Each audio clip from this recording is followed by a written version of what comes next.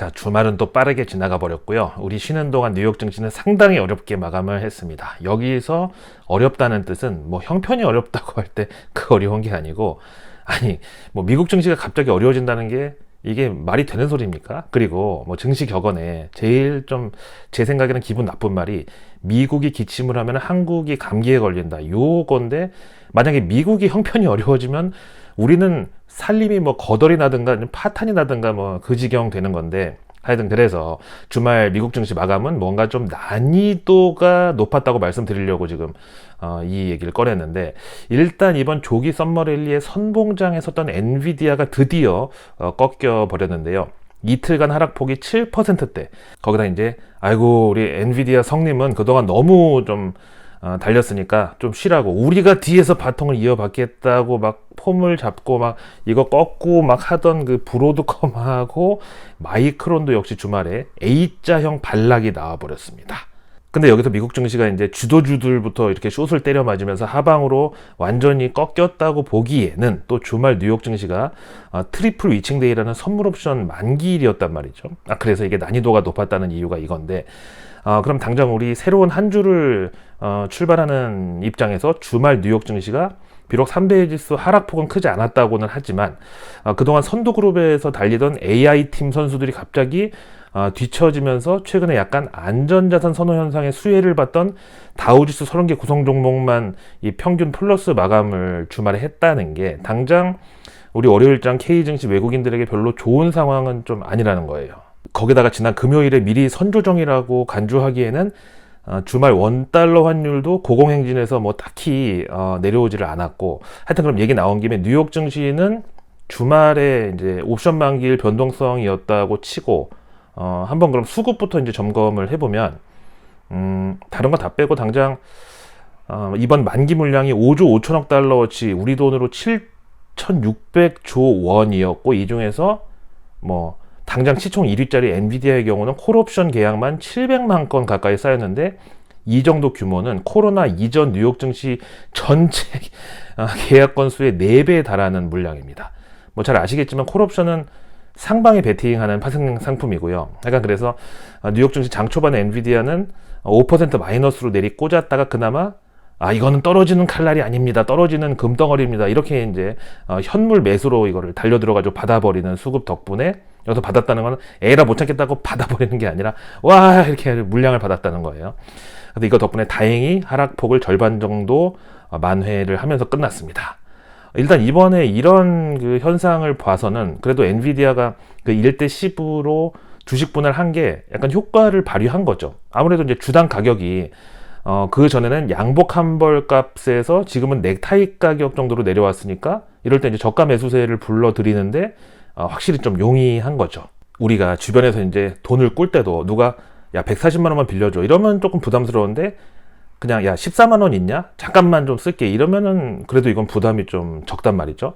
근데 사실 뭐 어떤 경우에도 빚은 지지 말아야 된다고 생각하는 게, 그나마 주변에서 좀 가깝다는 사람이 100만 원만 빌려달라 그러면 야 이거 진짜 너무 난처하더라고요. 아니 이 나이 먹고 어떻게 돈 100만 원도 없다고 그러겠어. 차라리 1000만 원이면은 뭐 어디에요? 묶여 있다고 그러면 되겠지만, 하여튼 그래서 이렇게 돈 100만 원 빌리기도 껄끄러운 이 세상에 그 정도 돈을 내 얼굴도 안 보고 그냥 꺼준다고 하는 건 무조건 이제 의심을 해야 된다. 특히 주식담보대출의 경우는 흔히 말하는 신용미수의 경우, 진짜 이거야말로 증권사들 입장에서는 무위험, 노 리스크, 진짜 올 리턴의 비즈니스인 게, 뭐 카드사의 경우는 이제 연체되기 시작하면 대부분 이게 이제 연체 채권, 악성 채권으로 이제 왕창 할인 때려가지고 추심회사로 이제 싸게 넘어가 버리기 때문에 카드사 입장에서는 이걸 이제 손실로 잡히는데, 주식담보대출의 경우는 주가가 조금만 빠져가지고 정말 원금 상환에 이상이 생기기는커녕 그런 가능성이라도 눈에 띄기도 바로 그 전부터 증거금 더 넣으라고 독촉을 하죠. 그러다가 안 넣으면 그냥 인정사정 없이 반대매매로 주식 물량을 그냥 털어버리면서 원금하고 이자까지 다 챙겨가 버리거든요. 그래서 이제 급등했다가 쭉 그 물 빠지는 설거지 종목들을 보면은, 우선 개장 전에 8시 30분에서 40분 사이 동시호가에서 하한가 꽂아버리는 경우 있잖아요. 그때가 바로 증거금 부족한 계좌에서 반대 매매 물량 터지는 거고, 그 다음이 바로 오전 10시. 이때는 바로 신용미수 물량 반대 매매야. 그 다음 이제 맨날 약속의 오후 2시라고 하는 이때는 이제 파생하고 CFD 반대 매매 타이밍이거든요. 그러면 이제 단타 정말 좋아하는 분들은 매일 3번만 한번 매매를 해보세요. 특히 이제 과열 종목 지정돼가지고 신용미수 막힌 그 종목들 오전 8시 39분, 그 다음에 9시 59분, 그리고 오후 1시 59분에 한번 저 밑에 가격에다가 혹시나 해가지고 한번 매수 걸어놔 봐봐. 그러다가 혹시 체결되면 바로 그 시간 지나면서 급반등이 나오는 거고, 그러면 뭐 초치기 아니면 그 틱뛰기로 먹고 털면 되는 거지 뭐 그때.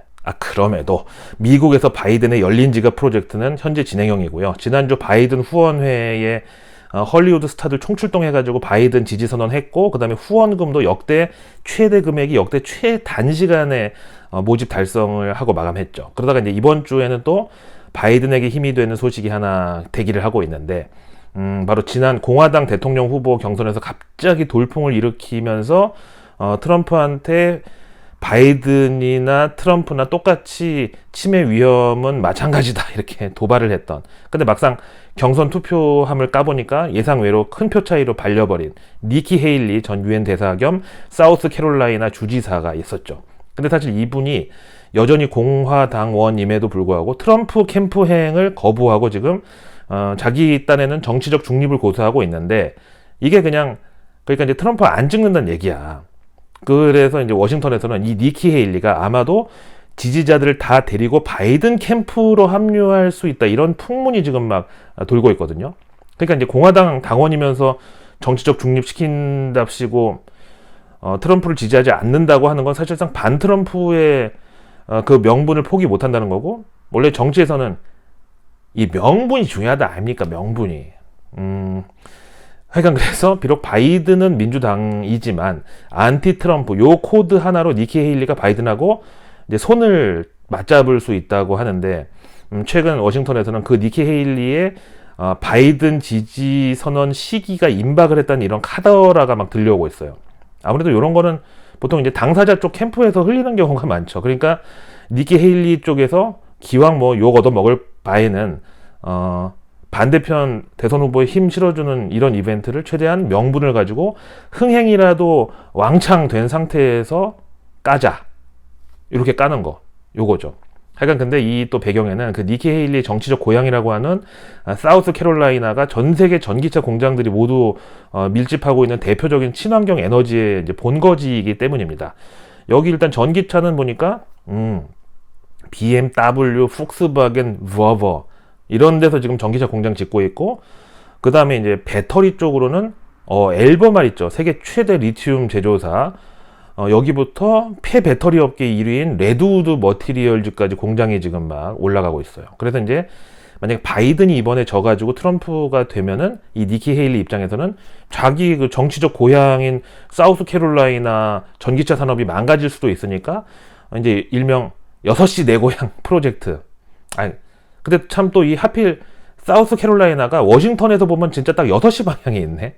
하여간 그래서 니키 헤일리는 이제 72년생이니까 앞으로 뭐 정치 생명이 창창하게 남았는데, 그럼 이번 대선에서 전기차를 적대시하는 트럼프를 막는 것이 최소한 내 고향 6시 방면을 지키는 거다, 이렇게 이제 명분은 통할 수 있죠. 거기다가 이 니키 헤일리의 어떤 티켓 파워가 만만치 않은 게, 보통 이제 뭐 그 오페라 이런 데서 야 누가 이번에 나온다면 그 흥행되는 걸 이제 티켓 파워라고 하는데, 이 니키 헤일리의 경우는 그 슈퍼팩이라고 미국의 그 보수 성향 그 후원 단체에 있거든요. 근데 이 특징이 기존 정치인을 완전 터부시하는 이런 건데, 이 슈퍼팩의 전폭적인 지지를 받고 있고요. 여기 이름이 왜 슈퍼팩이냐면은 그냥 팩, PAC 이거는 이제 후원금 상한선이 있는데, 슈퍼팩은 무제한이야. 후원금 모금하고 사용까지도. 그래서 이제 슈퍼팩인데, 근데 여기는 정말 찐으로다가 로비에 진심인 그런 세력들도 이제 모인다고 할 수 있죠. 근데 이 슈퍼팩이 지난 공화당 그 경선 때 트럼프가 아닌 니키 헤일리를 지지한다고 밝혔고, 그러다가 니키 헤일리가 트럼프한테 그때 완전 날아가가지고 그 뒤에는 슈퍼팩에서 바이든 지지 선언을 하면서 이제 은근히 니키 헤일리가 바이든과 손잡을 그런 어떤 정치적 분위기를 조성하고 있는 거죠. 그럼 이제 다른 미국의 전기차 공장들이 있는 그런 주의 이제 주지사들도 뭐 공화당, 민주당 할 것 없이 은근슬쩍 우리는 뭐 공화당을 배신하는 게 아니라 반 트럼프 노선에서 니키 헤일리의 입장을 동조하는 거다. 뭐 이런 식으로 또 거기다가 명분상으로도 트럼프가 범죄 혐의도 너무 많고 그래서 이제 비록 공화당원이지만 정치적 중립을 지키겠다. 이렇게 되면은 그게 사실 뭐 바이든 지지 선언이나 다름없는 거지 뭐. 예를 들어서 중국 사람한테 너 마라탕 먹을래? 칼제비 먹을래? 너무 내 취향인가? 칼제비 아시죠? 칼국수하고 수제비 섞은 거. 이렇게 중국 사람한테 물어봤는데 그 중국 사람이 마라탕은 좀 그렇지 않을까? 거기 들어가는 야채를 잘 안 씻는다는 이렇게 얘기하면 비록 자기는 중국인이지만 대한민국의 칼제비가 더 좋다는 소리잖아. 자, 그래서 이제 현재 페드워치에 반영된 9월 금리 인하 가능성은 60%로 여전히 미국 증시처럼 정말 흥분이 가라앉지 않은, 그러니까 한마디로 인지 부조화의 이런 상태입니다.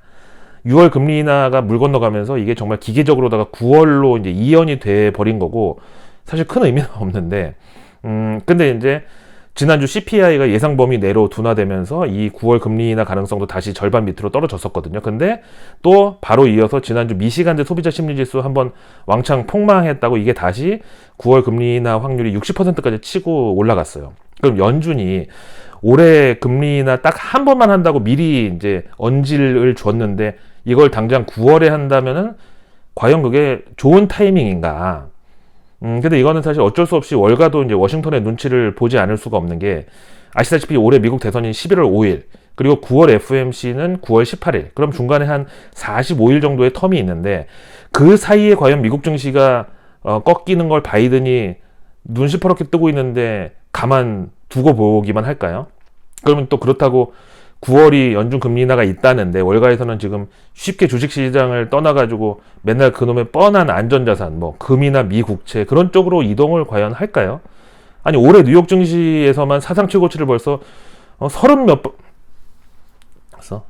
10대 번을 맛을 봤는데, 그런 저 반대편 자산 피난처에서 나오는 진짜 구황 작물이나 마찬가지는 그 정도 정말 그 목숨만 부지할 수 있는 그 정도 수익률에 과연 만족이 되겠냐 이거죠. 자, 이 와중에 또 제가 약간 충격받은 뉴스가 이제 있는데, 무슬림들이 의무적으로 가는 그 순례 코스의 메카라고, 이게 그 사우디에 있는 성지인데, 여기서 올해만 폭염으로 460명이 사망하는 기록이 세워졌다는 거야. 지구 온난화에 대해서 약간 음모론격으로 제가 희화화했던 거 사과드리겠습니다. 근데 지금 아직 6월인 걸 감안하면은 이제 앞으로 사망자는 더 늘어날 수밖에 없는 그런 이제 분석이 나오고 있는데, 지난주 그 사우디에 있는 메카 성지가 낮 최고 기온이 52도를 찍어버리면서 그날 마침 열사병으로 진짜 요단강을 건넌 사람들이 특히 또 많았대요. 와, 진짜 낮 기온 52도는 진짜 나처럼 체중 80kg 이상은 진짜 이거 버티기 힘들어. 하여튼 그렇다고 이 메카라는 성지를 또 포기할 수가 없는 게, 이게 뭐 무슨 뭐의 성지, 뭐의 메카 할 때 그 대명사로 쓰일 정도로 진짜 이 성지순례 정말 이 코스거든요. 그 메카. 근데 이 와중에 이런 또 기록적인 폭염이 이제 행선지를 파리로 또 잡고 들어가고 있는데, 이제 올해 파리 올림픽이 열리는 해잖아요. 근데 마침 기간이 7월 26일부터 8월 11일, 우리로 치면 완전 삼복더위 기간이야. 말 나온 김에 올해는 초복이 7월 15일 월요일, 그 다음에 이제 중복이 7월 25일 목요일이고, 그 다음에 말복은 8월 14일 그 광복절 바로 전날이에요. 하여간 이제 K증시에서는 이때를 전후로 이제 보신 관련주들이 또 그야말로 약발을 받으니까 잘 살펴보시고요. 하여튼 그래서 이번 파리 올림픽은 삼복더위 중에 이제 마침 개최가 되는데, 그 PC주의 영향인지 아니면 친환경의 어떤 횡포인지 하여간 이번에 그 올림픽 선수촌에 에어컨을 일절 설치하지 않고 자연바람 냉풍기로 중앙 냉방식 방 온도 조절을 한다. 그리고 이제 2인 1실 방마다 선풍기 한 대씩만 비치를 할 계획이라고 파리 올림픽 그 조직위원회가 발표를 해서 또 파문이 일고 있습니다. 근데 아시죠? 그 유럽 여행 갔다 오신 분들, 파리 여름에 낮 기온 얼마인지 우리보다 한 10도 높아요. 보통 40도 위로 올라가요. 근데 운동선수들은 안 그래도 몸에 열도 많은데 야, 이거 이러다가 밤새 열대야 때문에 잠 설쳐가지고 그 다음날 경기 결과까지 이거 영향 미치면 그거 누가 책임지죠? 거기다 이번 파리올림픽 망하면은 지금 K증시에서 올림픽 수혜주라고 걸치고 있는 섹터만 해도 뭐 항공, 여행, 광고, 거기다가 이제 치매까지 한두 가지가 아닌데 이거 다 누가 책임지냐고. 혹시라도 이게 만약에 그 매번 올림픽 때마다 선수촌에서 막 거친 숨소리가 들리는데 이게 운동하는 소리인지 아니면 남녀 간에 뭐 기술 연마하는 소리인지 헷갈린다고 그러는데, 하여튼 이번에 그걸 막기 위해서 파리에서 다른 방법을 쓴 거 아닌가요, 이거? 아니, 더워 죽겠는데 솔직히 누가 옆에 오는 것만 해도 짜증날 거 아니야. 가만히 있어봐. 그러면 5월달, 6월달 그 태어나신 분들은 또 뭐가 되는 거야? 그 부모님이 그 착상에 성공한 게 7, 8월 달일 텐데 그 남의 가족 계획까지 제가 끼어들어서 죄송합니다. 러나 반갑습니다. 이 배경이 약간 뭐 감옥 같은데 전혀 그렇지 않고요. 저는 지금 나라 밖에 있습니다. 나라 밖까지 와서 내가 무슨 권도형도 아니고 감옥에 들어올 리가 없잖아. 근데 여기도 너무 더워가지고 오늘 하루 종일 그냥 물놀이 하고 왔더니 좀 피곤하네요. 빨리 내일 뉴스랑 외국계 리포트 다 전해드리고 좀 쉬어야 되겠습니다. 어디서 물놀이 했냐고요? 그럼 이제 또 그 부분만 보자는 댓글 분명히 이거 달릴 텐데. 세계 최대의 호수라고 해서 찾아왔는데, 호수? 이게 호수 맞아? 아니, 일산 호수공원에 파도 안 치잖아. 오해하지 마세요. 호수 맞습니다. 바다라고 진짜 오해하지. 아니, 호수 클래스가 이제 너무 심한데? 와, 대박이다. 물 색깔이 와, 청산가리 같아. 몰디브는 아니야. 누가 봐도 느낌은 그래. 근데 여기도 동양인이 한 명도 없는데.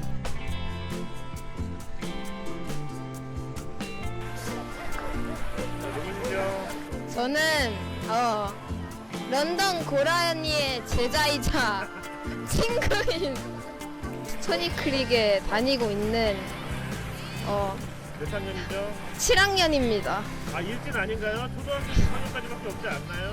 아니에요. 1년 더 다니고 있죠? 여긴 중학교 없어요. 진짜요? 그러면 초졸이네요, 초졸. 집에 강아지도 있어. 멍멍이. 여기 이름이 뭐죠? 여기요? 슈로노스입니다. 네, 좋아요.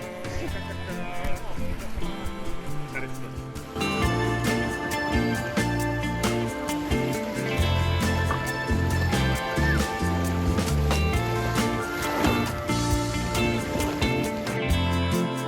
자, 이어서 오늘도 평화로운 K증시 관련 주말에도 쉬지 않고 기가 막히는 소식들이 있어가지고 조금 짚고 넘어가려는데요. 제가 한 2년 전이었나? 딱 요 맘때 그 유니클로랑 비슷한 탑10이라는 의류 브랜드 입어보고서 이거 괜찮다고, 그래서 한동안 그 운영사 신성 통상을 런망주, 그러니까 런던 고라니 유망주로 이제 선정을 했었고, 주가도 그때 많이 올랐어요. 제가 지금 입고 있는 이 티셔츠도 그 신성 통상 탑10에서 산 거야. 3장에 9,800원인가?